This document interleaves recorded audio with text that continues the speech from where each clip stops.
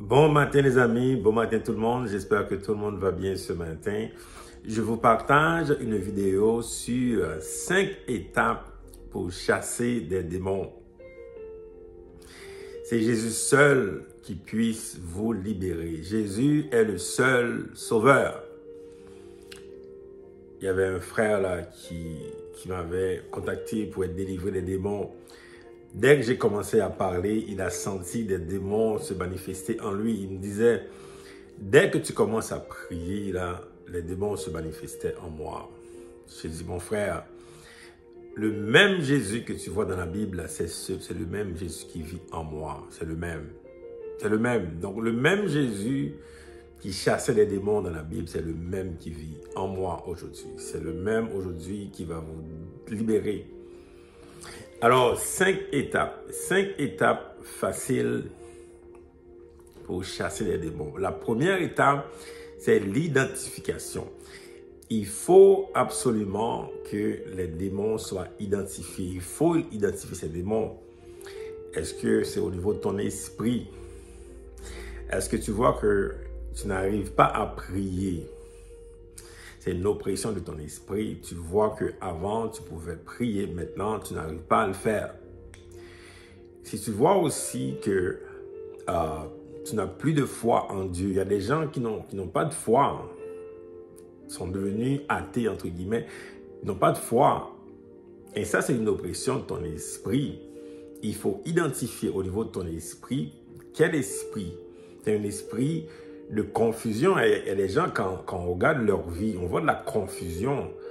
Tantôt, on est ici, tantôt, on est là, on est complètement de la confusion. C'est un esprit de confusion. C'est un esprit de confusion qui affecte ton esprit. Donc, ça peut être un esprit d'incrédulité, un esprit de confusion ou un esprit de peur. Il y a des gens qui sont affectés par la peur. Donc, ton esprit est affecté par quelque chose. Donc, il faut identifier quel esprit qui t'affecte au niveau de l'esprit.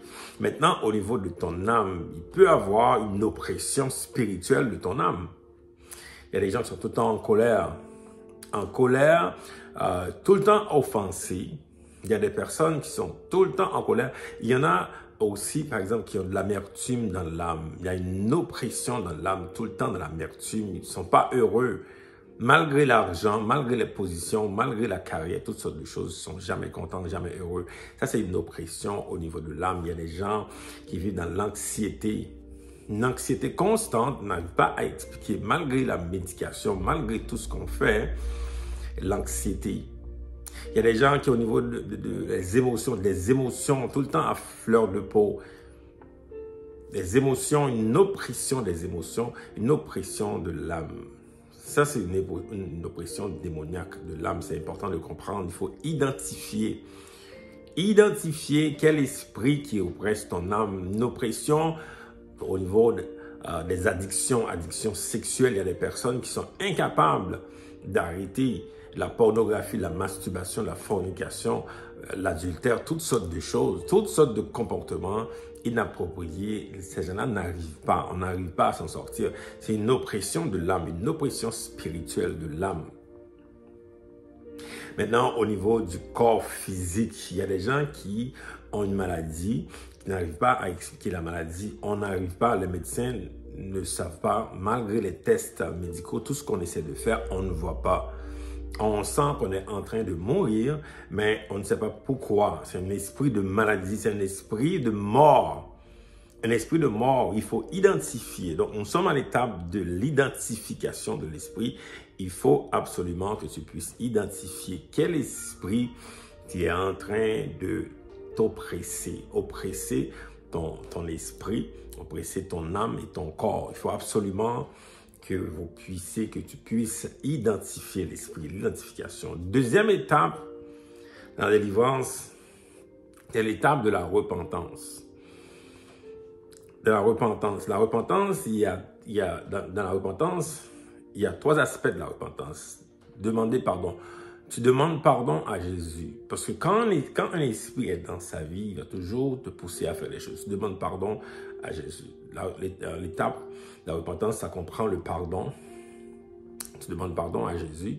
Ça comprend aussi la confession. Tu confesses de ta bouche les choses que tu as faites. Tu dis, Seigneur, j'ai fait ça, j'ai fait ça, j'ai fait ça. Tu confesses.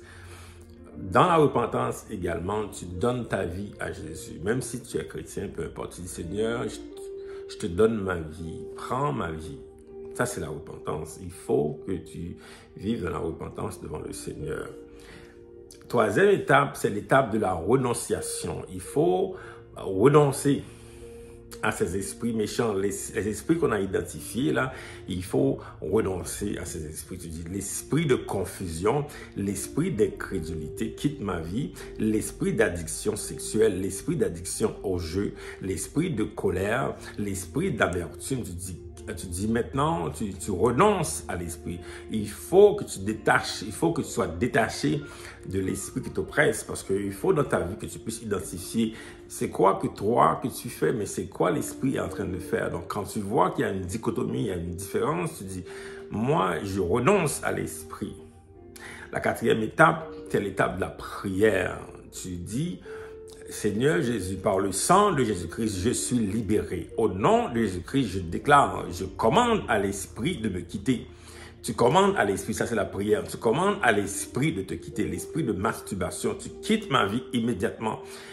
L'esprit de peur, l'esprit de maladie, tu quittes ma vie. L'esprit pharaon qui oppresse mon esprit, quitte ma vie immédiatement. L'esprit d'incrédulité, quitte ma vie immédiatement. Ça c'est la prière. Et finalement, la cinquième étape, c'est l'étape que tu t'engages. Tu t'engages à vivre par la parole de Dieu, la Bible.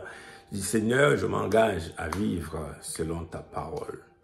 Selon ta parole. Voilà, les amis, les 5 étapes pour être délivrés, pour que les démons soient partis de vos vies. Alors, si ça ne fonctionne pas, envoyez-moi un courriel. Je vais essayer de vous aider. Même si je n'ai pas beaucoup de temps, je vais essayer de vous aider. Dans le courriel, vous allez me dire votre nom, votre ville, et décrivez aussi c'est quoi la situation dans votre vie. Je vais pouvoir vous aider. Envoyez le courriel à Mission Testimony, T-E-S-T-I-M-O-N-Y, Mission Testimony @gmail.com. Je prends le temps de prier avec vous afin que vous soyez libérés de mauvais esprits. Bonne journée, à bientôt.